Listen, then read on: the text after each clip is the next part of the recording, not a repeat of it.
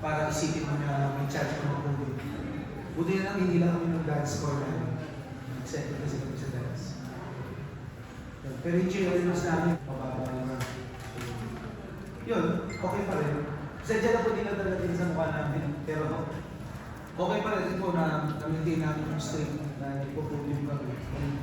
Kadagdagan po yung podium finishes namin yung 23.